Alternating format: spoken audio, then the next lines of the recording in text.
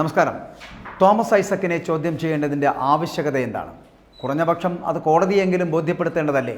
E ഡിയോട് ഹൈക്കോടതി ഈ KIIFB masala bond വഴിയുള്ള ഫണ്ട് ചെലവഴിച്ചതിൽ പ്രഥമദൃഷ്ടിയ എന്തെങ്കിലും ക്രമക്കേട് കണ്ടെത്തിയിട്ടുണ്ടെങ്കിൽ അത് ബോധ്യപ്പെടുത്താൻ എൻഫോഴ്സ്മെൻറ്റ് ഡയറക്ടറേറ്റിന് ഹൈക്കോടതി നിർദ്ദേശം നൽകിയിരിക്കുന്നു.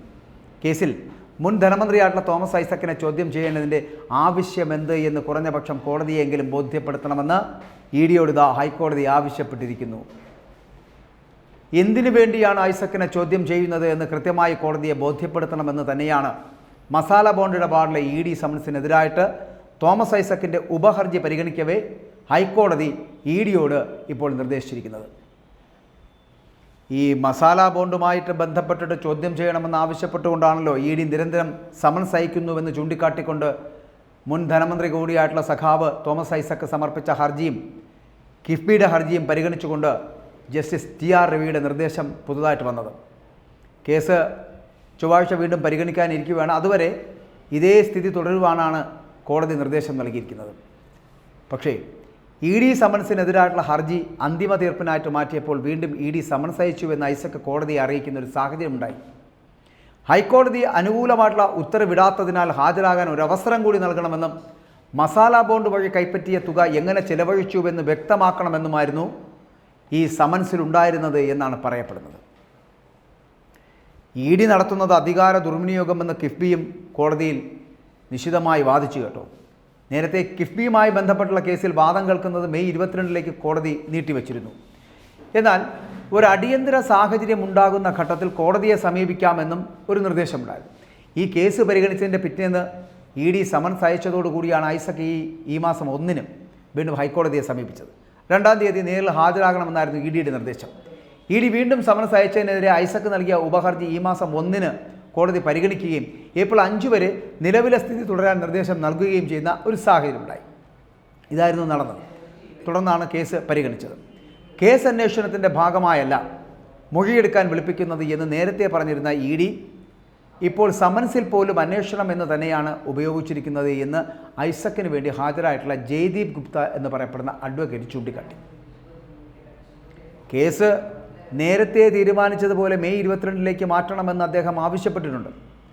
ഐസക്കിൻ്റെ പത്തനംതിട്ടയിലെ സ്ഥാനാർത്ഥിത്വം സംബന്ധിച്ചുള്ള കാര്യങ്ങളും ഇതിനോടൊപ്പം തന്നെ വാദത്തിൽ ഉയർന്നു വരികയും ചെയ്തു. തിരഞ്ഞെടുപ്പ് കഴിഞ്ഞാൽ അദ്ദേഹം ഹാജരാകാൻ സന്നദ്ധനാണോ എന്ന കോടതിയുടെ ചോദ്യത്തോട് തനിക്ക് അക്കാര്യത്തിൽ സ്വന്തം നിലയിൽ മറുപടി പറയാൻ കഴിയില്ല എന്ന അഭിഭാഷകൻ വ്യക്തമാക്കുകയുണ്ടായി. ഇനി കിഫ്ബിയുമായി ബന്ധപ്പെട്ടിട്ട് 2021 മുതൽ തുടരുന്ന ഒരു അന്വേഷണമാണ് ഈ നടന്നുകൊണ്ടിരിക്കുന്നത്. എന്നാൽ ഇതുവരെ യാതൊരു തരത്തിലുള്ള ക്രമക്കേടും അവർ കണ്ടെത്തിയിട്ടില്ല, അവർക്ക് കണ്ടെത്താനായിട്ടില്ല എന്നുള്ളതാണ്. കിഫ്ബി ഉദ്യോഗസ്ഥർ 4 തവണ ഹാജരായി 7000 പേജുകൾ വരുന്ന രേഖകൾ സമർപ്പിച്ചു. ഈ നടപടി തുടർന്നുകൊണ്ടിരിക്കുന്നു എന്നല്ലാതെ എന്താണ് ക്രമക്കേട് എന്ന് വ്യക്തമാക്കാൻ ഇ ഡിക്ക് കഴിഞ്ഞിട്ടില്ല എന്നാണ് കിഫ്ബിക്ക് വേണ്ടിയിട്ട് ഹാജരായിട്ടുള്ള അഡ്വക്കേറ്റ് അരവിന്ദ് ദത്താർ ചൂണ്ടിക്കാട്ടിയത്. തോമസ് ഐസക്ക് മന്ത്രി എന്ന നിലയിലും മാത്രമല്ല KM എബ്രഹാം CEO എന്ന നിലയിലുമാണ് ചുമതലകൾ വഹിച്ചിരുന്നത് കിഫ്ബിയുടെ.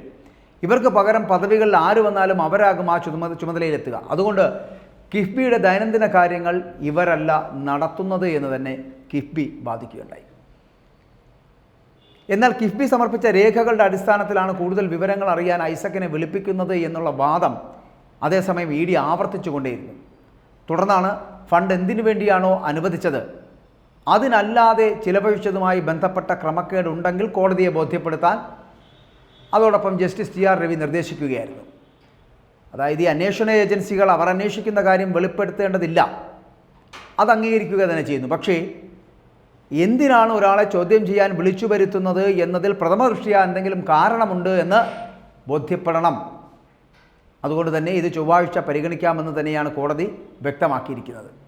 ഇതുകൊണ്ട് അല്ലെങ്കിൽ ഹൈക്കോടതിയുടെ ഈ ഇടപെടൽ കൊണ്ട് തോമസ് ഐസക്ക് രക്ഷപ്പെട്ടു എന്ന് വിചാരിക്കരുത്. കാരണം തോമസ് ഐസക്കിനെ ചോദ്യം ചെയ്യേണ്ടതിൻ്റെ ആവശ്യകത എന്ത് എന്ന് മനസ്സിലാക്കിയത് കൊണ്ടായിരിക്കണമല്ലോ ഇ ഡി അത്തരത്തിലൊരു തീരുമാനവും അങ്ങനെ ചോദ്യം ചെയ്യലിന് ആവശ്യമുണ്ട് എന്ന് പറഞ്ഞ് കോടതിയെ സമീപിക്കേണ്ടി വന്ന സാഹചര്യവും ഉണ്ടായത്. അപ്പോൾ ആ സാഹചര്യത്തിൽ തോമസ് ഐസക്ക് എത്രയൊക്കെ പ്രതിരോധം തീർത്താലും ഉപ്പ് തിന്നിട്ടുണ്ടെങ്കിൽ വെള്ളം കുടിക്കുക തന്നെ വേണ്ടിവരും ശ്രീ തോമസ് ഐസക്ക്. അതിനൊരു മാറ്റവുമില്ല.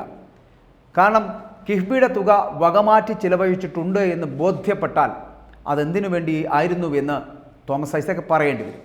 അതല്ല, അതിൽ നിന്ന് ഒളിച്ചു പോകാൻ നിങ്ങൾക്ക് കഴിയില്ല എന്നുകൂടി പറയട്ടെ. നിങ്ങൾ മന്ത്രിയായിരുന്നപ്പോഴും നിങ്ങളോടൊപ്പമുള്ള എബ്രഹാം CEO ആയിരുന്നപ്പോഴും ഏത് തരത്തിലാണോ കിഫ്ബിയെ നയിച്ചിരുന്നത്, ആ കിഫ്ബിയിൽ നിന്നുണ്ടായിട്ടുള്ള എല്ലാ തരത്തിലുമുള്ള ഇടപാടുകൾ ഇവയൊക്കെ കൃത്യമായി കോടതി അടക്കം അറിയിക്കേണ്ടതുണ്ട്, മനസ്സിലാക്കേണ്ടതുണ്ട്.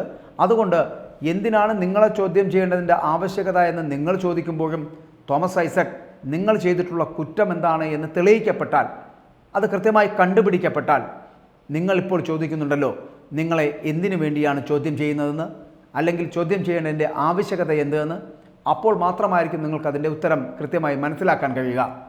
കാത്തിരിക്കുന്നുണ്ട് വലിയ ജയിലുകൾ നിങ്ങൾക്ക് വേണ്ടി എന്നുള്ള കാര്യം മറന്നു പോകരുത്. തെറ്റ് ചെയ്തിട്ടുണ്ടെങ്കിൽ അഴിയെണ്ണി നിങ്ങൾക്ക് അവിടെ സമാധാനമായി ഇരിക്കാം എന്നുള്ള കാര്യം കൂടി ഓർമ്മപ്പെടുത്തുന്നു. തെറ്റ് ചെയ്തിട്ടില്ല എങ്കിൽ നിങ്ങൾ ഭയപ്പെടേണ്ട.